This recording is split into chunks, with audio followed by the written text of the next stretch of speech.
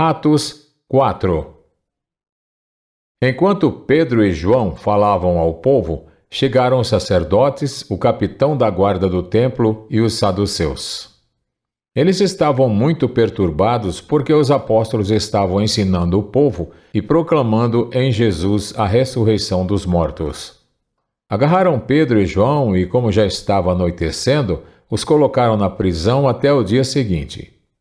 Mas muitos dos que tinham ouvido a mensagem creram, chegando o número dos homens que creram a perto de 5.000. No dia seguinte, as autoridades, os líderes religiosos e os mestres da lei reuniram-se em Jerusalém.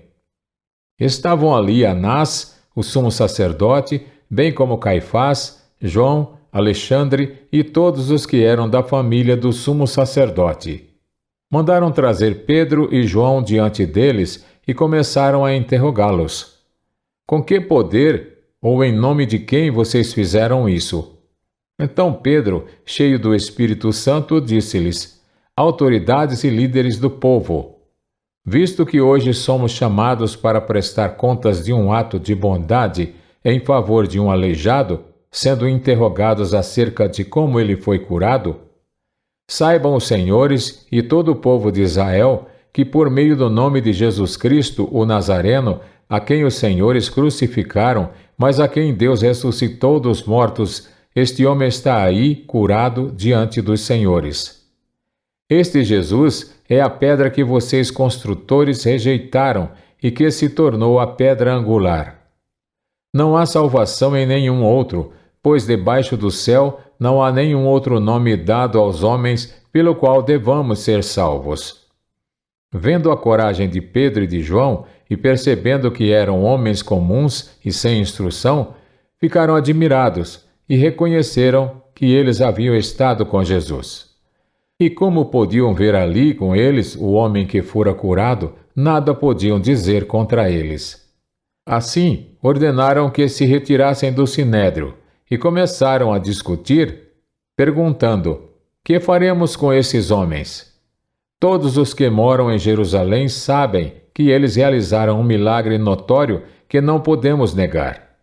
Todavia, para impedir que isso se espalhe ainda mais no meio do povo, precisamos adverti-los de que não falem com mais ninguém sobre esse nome.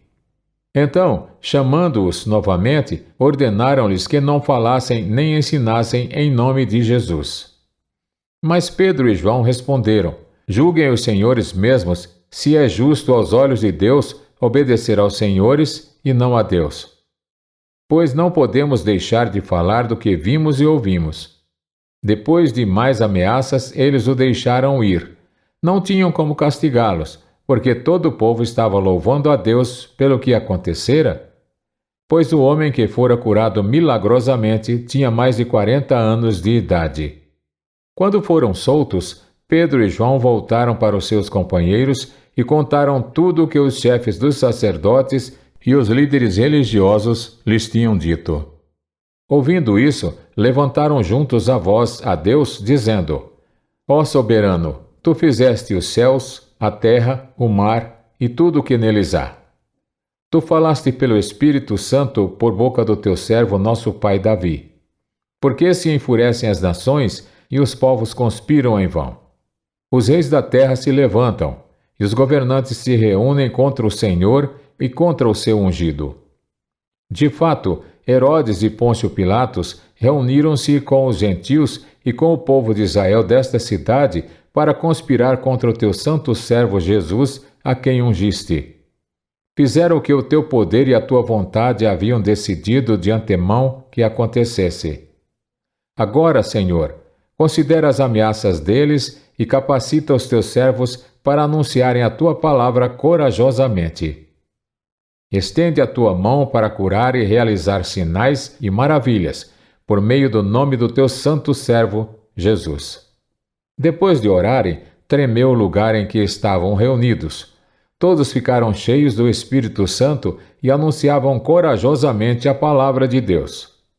Da multidão dos que creram, uma era a mente e o coração. Ninguém considerava unicamente sua coisa alguma que possuísse, mas compartilhavam tudo o que tinham. Com grande poder, os apóstolos continuavam a testemunhar da ressurreição do Senhor Jesus e grandiosa graça estava sobre todos eles. Não havia pessoas necessitadas entre eles, pois os que possuíam terras ou casas as vendiam, traziam dinheiro da venda e o colocavam aos pés dos apóstolos, que o distribuíam segundo a necessidade de cada um. José, um levita de Chipre, a quem os apóstolos deram o nome de Barnabé, que significa encorajador, vendeu um campo que possuía, trouxe o dinheiro e o colocou aos pés dos apóstolos.